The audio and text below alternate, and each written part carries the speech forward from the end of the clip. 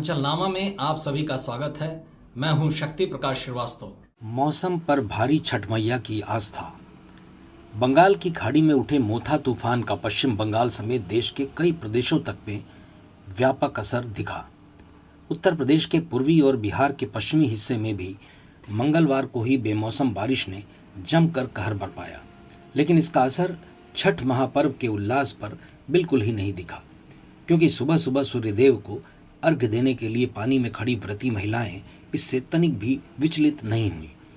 बारिश से भीगने से शरीर को बचाने की बजाय महिलाएं अपने पूजा पात्र में जल रहे दीपक की लौ को बचाने के लिए जतन करती दिखीं। इसने ये साबित किया कि मौसम पर धार्मिक आस्था भारी पड़ी। धर्मनिरपेक्ष चरित्र वाले अपने देश में धार्मिक आयोजनों का सिलसिला यूं तो सालों साल चलता है। साल का कोई ऐसा महीना नहीं है जिसमें कोई धार्मिक आयोजन या तीज त्योहार नहीं पड़ता हो।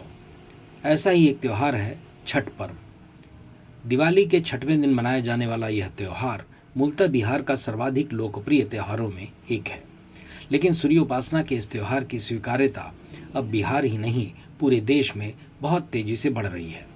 मंगलवार को इस पर्व के समापनी कार्यक्रम में सूर्योदय के समय उगते सूरज को व्रती महिलाएं अर्घ देने के लिए नदी, तालाब, पोखरे समेत कृत्रिम जलाशयों में खड़ी हो सूर्योदय का इंतजार कर रही थी।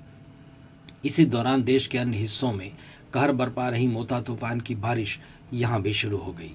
व्रती महिलाओं के साथ आए समूह में भगदड़ की स्थिति बन गई, लेकिन थोड़े ही देर में व्रती महिलाओं के धैर्य के चलते समूह में भी धैर्य आ गया और बारिश के बीच सब कुछ पूर्ववत हो गया।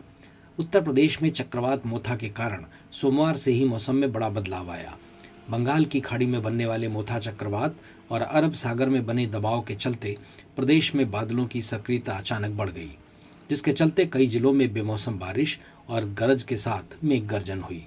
इस कारण इस सप्ताह मौसम के तापमान में 4 से 5 डिग्री सेल्सियस तक की गिरावट अचानक दर्ज की गई। ठंड की एहसासगी भी बढ़ी। मौसम विभाग ने भी पूर्वी और पश्चिमी उत्तर प्रदेश के जालौन, झांसी, ललितपुर, मिर्जापुर, वाराणसी, लखनऊ, कानपुर, गोरखपुर, बस्ती, संत कबीर नगर, बहराइच, आगरा जैसे जिलों में बारिश की चेतावनी जारी की। इसके लिए किसानों को फसलों को सुरक्षित करने की सलाह भी दी। मौसम में यह बदलाव चक्रवात मोथा के आंध्र प्रदेश के तट से टकराने के बाद हुआ। इसके चलते पहले से ही छठ पर्व के मौसम को लेकर एक बार अनिश्चितता सी बनी इस बार थी। प्रशासन ने आवश्यक तैयारियां कर ली थी, लेकिन छठ त्योहार मनाने वालों को उम्मीद थी कि डूबते सूर्य और उगते सूर्य को अर्घ देते समय बारिश से राहत मिलेगी। सोमवार को प्रदेश के कई हिस्सों में जमकर बारिश हुई। हालांकि मोथा का सीधे बंगाल की खाड़ी व उड़ीसा के तटीय क्षेत्रों में असर अधिक दिखा, लेकिन उसकी नमी एवं वायुमंडलीय गतिविधियां उत्तर भारत तक भी पहुंची।